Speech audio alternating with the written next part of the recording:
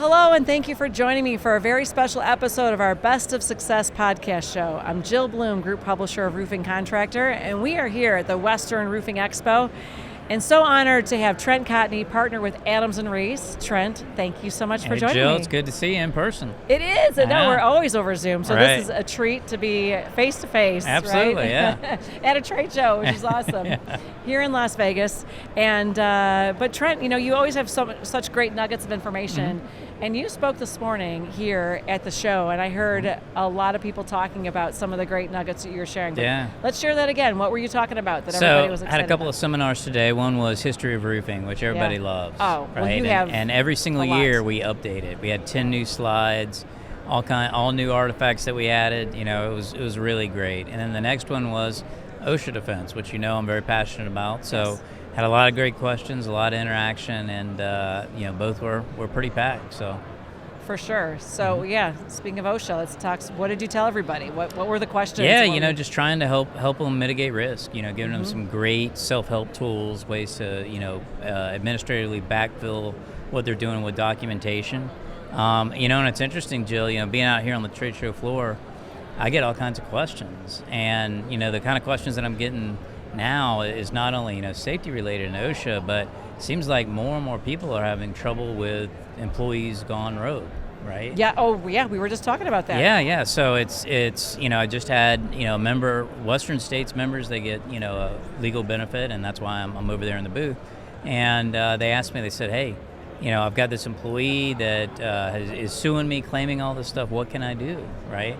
And I was telling them, I was like, look, one of the things you really need to think about is, what do your policies and procedures look like? Is there a possibility to negotiate some kind of agreement or terms or something along those lines?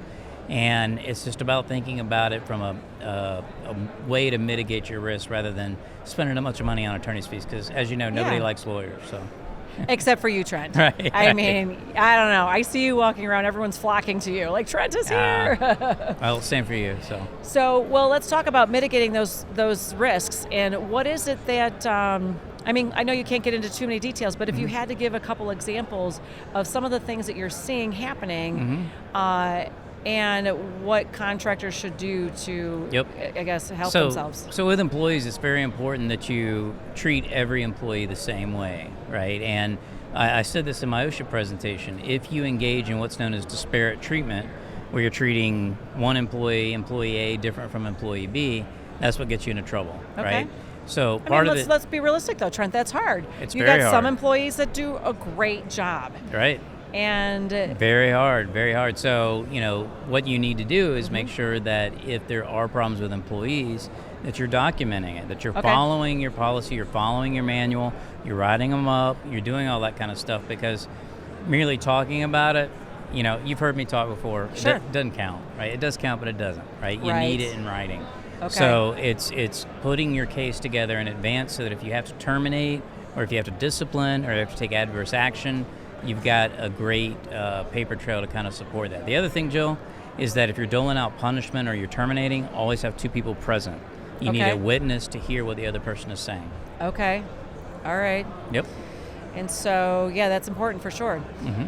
Well, one of the things that we just were talking about, actually on the walls and ceiling side, but I think it's important for everybody to hear too, is that, there was a contractor who had a employee that made a huge mistake, like stepped out of a safety zone, but they didn't fire him, because right away, because they did have a zero tolerance policy, but they did it differently though that one time, which of course the story, you and I have talked about it, where they had him sit down, and he wrote a letter to his family as if it was a goodbye letter. Right.